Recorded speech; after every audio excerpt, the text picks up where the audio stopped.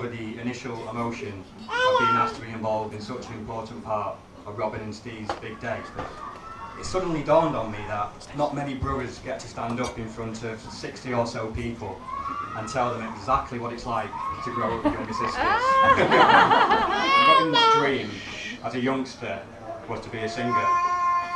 The amount of times that I heard her and Lauren screeching to some Spice Girls songs, with Lauren dressing up as Baby Spice and Robyn dressing up as Sporty Spice, which is kind of ironic now because I hear that Steve likes to dress up as Ginger Spice. So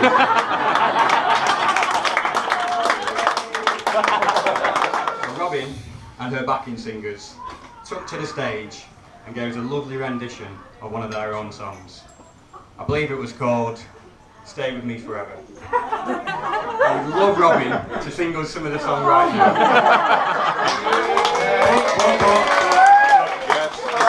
It's her wedding day, and I said to her I won't embarrass her too much, but for your benefit I will read you a few of the lyrics. Like I said, the song was called Stay With Me Forever. Here we go. Stay with me forever, never let me go. Hold me tight, squeeze me right, do it nice and slow. Pretty powerful words for a 10-year-old. But Robyn was always my right-hand man. If I needed someone to practice my wrestling moves on, Robyn would do it. If I needed someone to be a goalpost in football, Robyn would do it. If I needed someone to blame for the time that I accidentally left a bleach soaked cloth on top of the hamster cage that the hamster then ate and died from, well, Robyn was perfect to blame. Joking aside, it really is a pleasure to have Robyn as a sister, and Steve a lucky guy to have her as a wife. I'm speaking on behalf of the whole family when we say how proud we are of Robyn and what she's achieved. From her younger days with all her swimming awards that were just dotted around the house, to, in recent times gaining a university degree, and between her and Steve, raising a beautiful and very happy young boy in Jensen.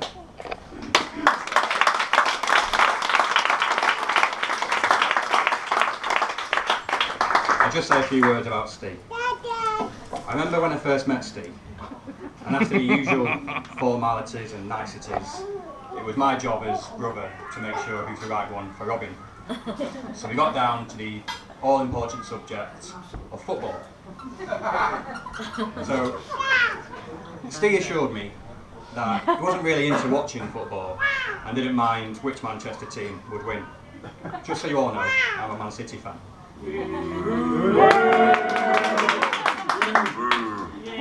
Next time I saw Steve, he said he normally watches out for Man United results, but doesn't mind if City do okay.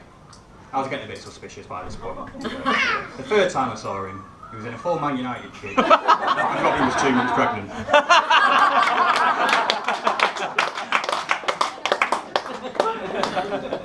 In all seriousness, it's a pleasure to welcome Steve into our family. He's clearly a hard-working and family-orientated person, and I quite admire him because he's willing to chase his dreams, even if that dream is to go and try and join the Southeast Asia Football League at the age of 29. It's my pleasure to be the first person to raise a toast to the new Mr. and Mrs. Smith. Yes. The bride and groom. Hey.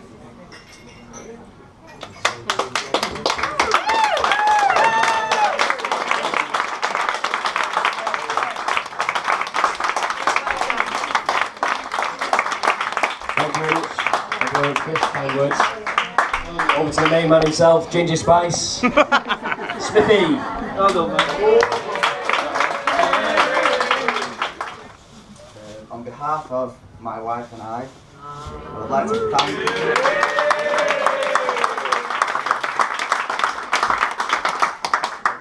thank you all for your generous gifts and for coming here and helping us make today the day it turned out to be. I know some of you have come a long way to be with us, and we do really appreciate it. And thank you all for sharing this day with us, and welcome to our wedding. When I first met my wife, there was an instant attraction between us. Robyn was only a baby at 20 years of age, and I was just a little bit in front of that. She was so beautiful, and I was nervous when striking up our first conversations. She knew she had my attention, and made me work a little for our first date. I enjoyed the chase, and I was lucky enough that I got the date. Then life changed as I knew it. Turns out I now had a new stalker. I actually gave Robyn a nickname in the first few months. Do you remember what it was? SEN. SEN, yeah. She would watch and follow me in pubs and clubs, not allowing any other girl to get near to her man. SEN was the best man marker in the Premier League at the time. So you can see the resemblance. Hey, if I know what I want, I'll go for it.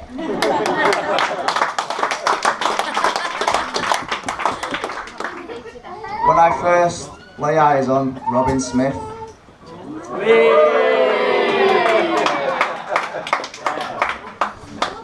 I don't know why or what it was, but I said to myself, I'm going to be with this girl. I'm going to have children with this girl. What's it then? He's going, get the camera out.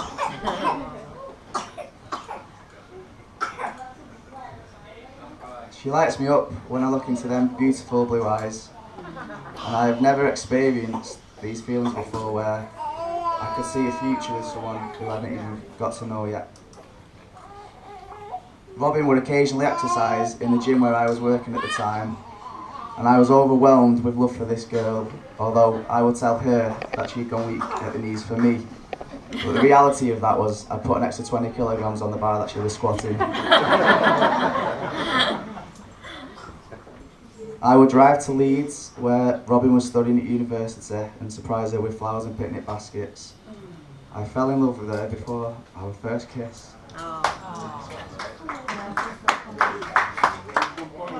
I fell in love with those eyes, that smile, her mannerisms. I would catch myself gazing at her and admiring her beauty, watching her laugh and feeling happiness just being close to her. We've never properly celebrated an anniversary together. As we never had an official date, we just became boyfriend and girlfriend so naturally. Well, now we have a date to celebrate.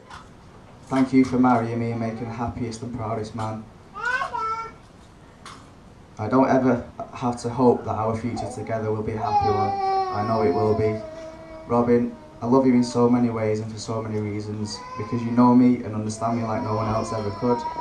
Because you believe in my dreams and care about my feelings. Because you make me laugh and smile so often. Because you have a way of bringing out the best in me. But mostly because you're my best friend and I love you with all my heart. Since meeting you, we have started a life together that I never thought I would ever experience. The love and respect for you is clear for everybody to see. You inspire me to be the best person I can be and the best dad I can be to our little boy Jensen. These first 6 years have gone by so sweetly. I now dream that married life will take us on to many more happy and full, fun-filled years together as a growing family. I am proud of you. I am proud of all your achievements and of the person you are. I'm proud to be your husband, and Jensen is proud that you're his mummy. Ladies and gentlemen, please be upstanding for a toast to the wife. I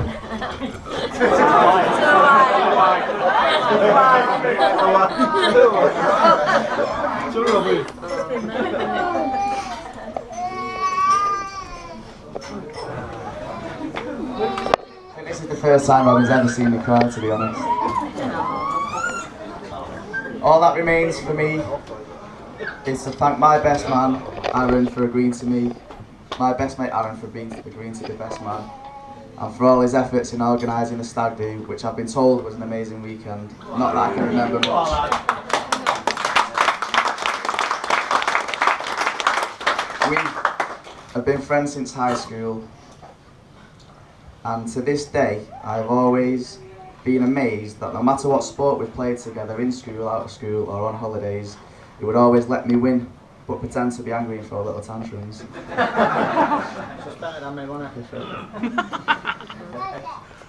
Aaron, you're a good mate, and I have full confidence that you won't stutter or cry as much as me during your next 5 to 10 minutes. So, ladies and gentlemen, my final toast to my best mate and best man, Aaron.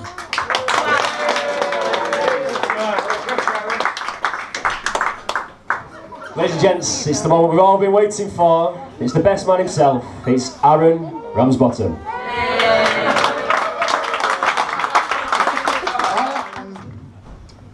I know it's tradition for me to stand here today as the best man and tell you past stories and history about mine and Stephen's relationship. And somewhere down the line of best man speeches, it's become expected that the best man's somehow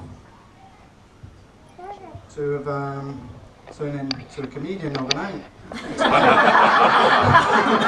Expected to stand here and make you all laugh for a considerable amount of time. Now, I don't think you understand the amount of pressure that puts on a guy, especially when you're not funny like me. And you've got your wife sat in the corner, who's sat there like Judge Judy. Now, depending on how well this speech goes, depends on whether I turn into a weekend dad or not. She could be divorcing me after tonight.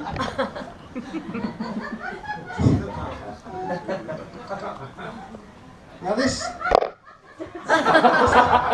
little comedy sketch is made even harder when you're trying to rip a guy who's as cool, as charming, as good looking as Stephen is. So it's fair to say the comedy material in this speech is spread very thinly. Oh yeah! There's not a lot of it. Just like Stephen's hairline.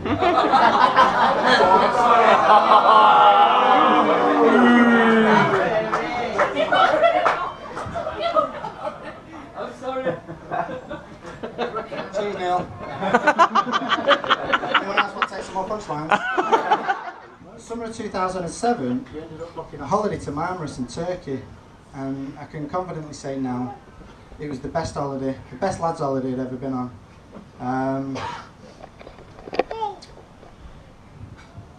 There's one particular story, one particular incident during that holiday that stands out for me.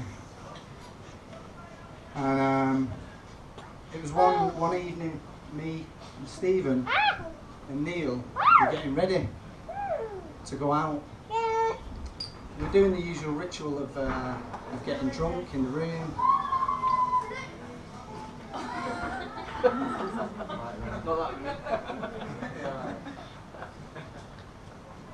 We used to get drunk in the room before we'd go out, but one particular evening, Stephen was particularly steamboats. He apparently only pussies drank Red Bull with vodka. So we went downstairs to order the taxi that we used to get into town before we get into town, sorry. And we were sat there waiting for the taxi, having a drink, and Steve decided to go to the toilet. And he'd been gone for a considerable amount of time. So me and Turner decided to go and look for him. So we went back up to the room, and the door was locked. And we can't get in. We're banging away on the door, and eventually Stephen opens the door. He stood there in my Calvin Klein boxer shorts, inside out, back to front, with pillow creases in his face. I said, "Have you been asleep?" He said, "No." Sleeps with pussies. And somehow, he gets ready, gets dressed, we get in the taxi, and we get into town, and we don't come home till the early hours. And that, for me, is just one of the great qualities that Stephen's got. That's what sets him apart. These people's boxes. He gets ready, comes out, and we have one of the best nights I've ever had with him. If that was me, I'd have just stayed in bed all night. I wouldn't have got up. But the thing is with Stephen, he's got so many great qualities. And I know the reasons why he's excelling at his job. He's doing such an amazing job with Grant. I know why he's going to be an amazing husband to Robyn. and he's already an amazing father to Jensen. His true great asset in my eyes is that he's a fantastic listener. I've been able to speak to him about many different things that were happening in my life. And the great qualities about him is that he always makes you feel better. No matter what your issues are, you can talk to him and somehow you just come out feeling better from the other side. Getting a bit emotional. You're going to find me in a corner later on with a bottle of gin crying saying it should have been me. I'm going to cut it short because it's good. And one of his best put-downs in my book is if a lad's getting a little bit touchy. I'll get no. Do you not remember this one? If a lad steps up to him and gives him a little bit of shit, it's how's your chest? Now for everyone that doesn't understand how's your chest, that's the abbreviated version for check out my big boy pecs. Get out my face, a little pigeon chest. And if he's feeling really confident, shows a little bit of abs. I'm going to finish on this note. Stephen, you're an absolutely top guy, and I'm so proud and privileged to be your best man and your best mate. Now, if I could ask you all to be upstanding and raise your glass and have a toast to Stephen and Robyn, Mr. and Mrs. Smith. I think that deserves another round of applause, really.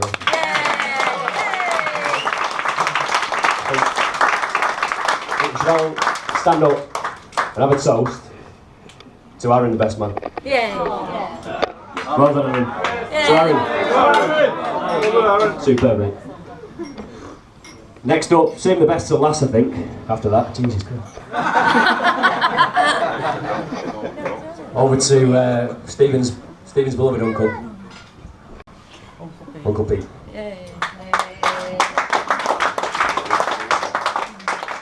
My name's Peter. I'm kind of like Uncle Peter.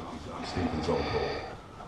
The first thing I would like to make a toast to the wonderful couple. I know there's been lots of toasts, but I would like to personally do a toast and say to the couple, congratulations. As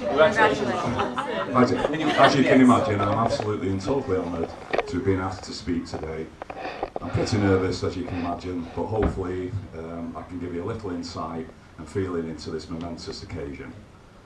As an uncle, I've witnessed Stephen growing up from the day he was born. I have watched him become a man, a wonderful man, one that is confident, at ease with himself, kind, gentle and caring. A great footballer, a very handsome man. Stephen, I can't read what else you put down there. As an uncle, I've had the best deal really, which involves not doing a lot but getting immense credit along the way. That is why today I would like to acknowledge the real men in Stephen's life, namely his father, Gary Smith, and his grandfather, Andrew Noble. Two people I'm sure Stephen will agree with that have been absolutely paramount in his life and will continue to be so. Sadly, Andrew Noble, Stephen's granddad, passed away recently, leaving a tremendous sadness for all the family. Andy loved Stephen and he was very, very proud of him, and I know this because although he's a very private man, he would tell me this during conversations we had. He would have relished this occasion and he would have been tremendously proud of Stephen today. I promised his daughter Pamela, Stephen's mum, that I would always respect and recognise Andy on all family occasions when I had the chance, and that is what I'm going to do now. After all, he was the father of the family. So Stephen, I wrote small little words from your papa. It's a little poem. I think it's quite nice and sweet. I hope you like it. When you're walking in the night and your soul is yearning, when your hope seems out of sight, keep my candle burning. Sorry, I'm going to put it down, I'm shaking, sorry. Do the things that make you happy Do the things that make you smile. Laugh as much as you do breathe. Love as long as you do live. Shine a light and pierce the dark. Keep my candle burning. That's all you've got.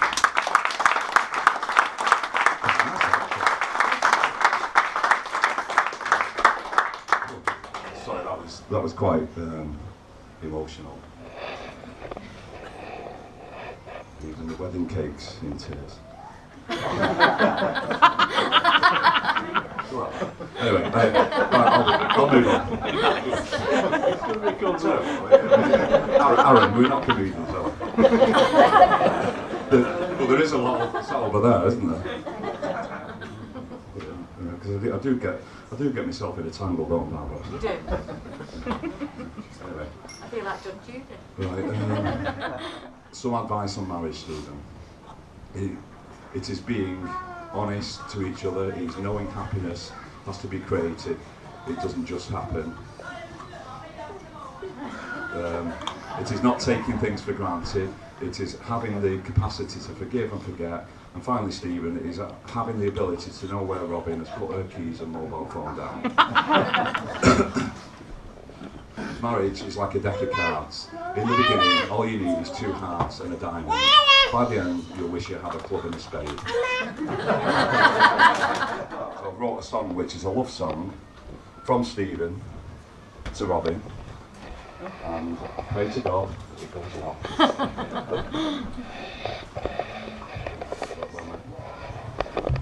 Symphony, Rob. It looks like more. Name's not down. Sorry, mate. One call.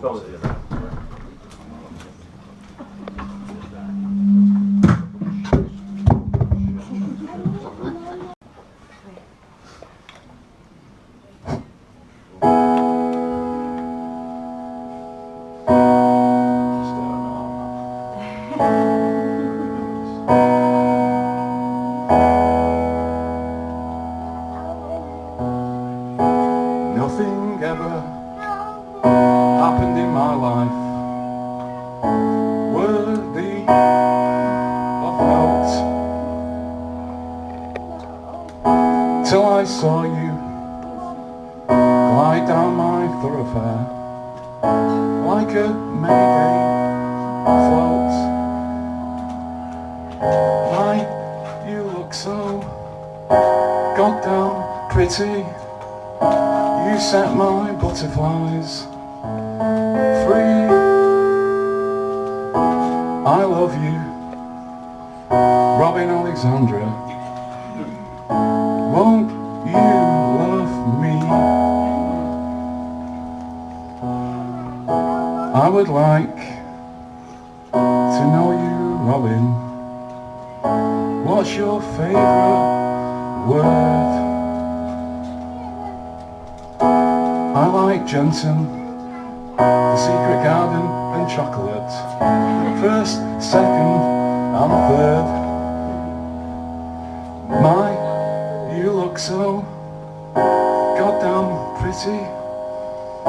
You set my butterflies free. I love you, Robyn Alexandra. Won't you love me?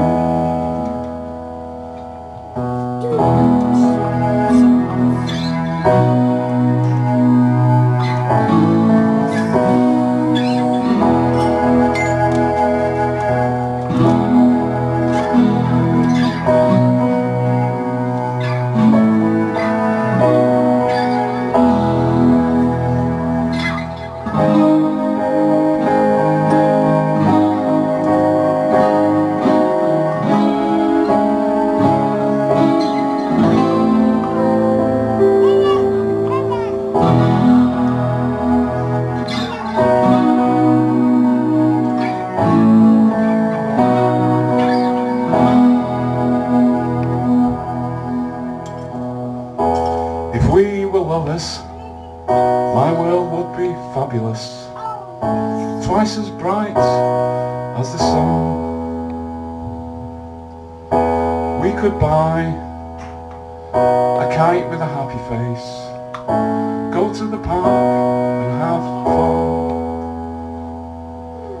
My, you look so goddamn pretty. You set my butterflies free. I love you, Robyn Alexandra. Won't you love me?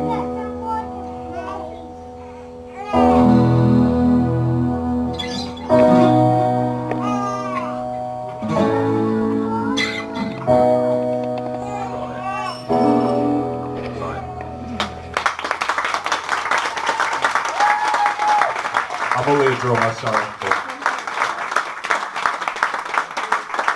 That's the end of me, thank you.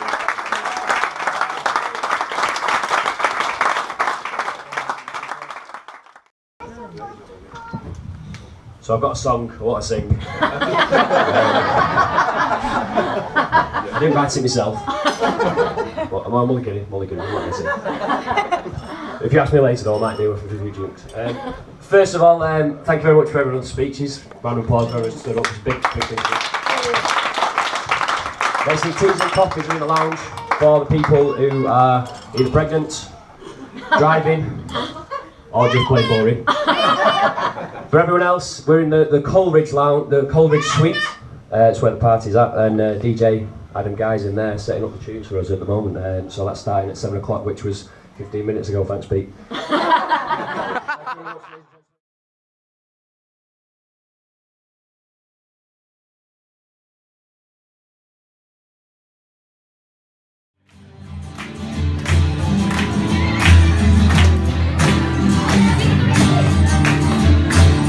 Everyone knows the words.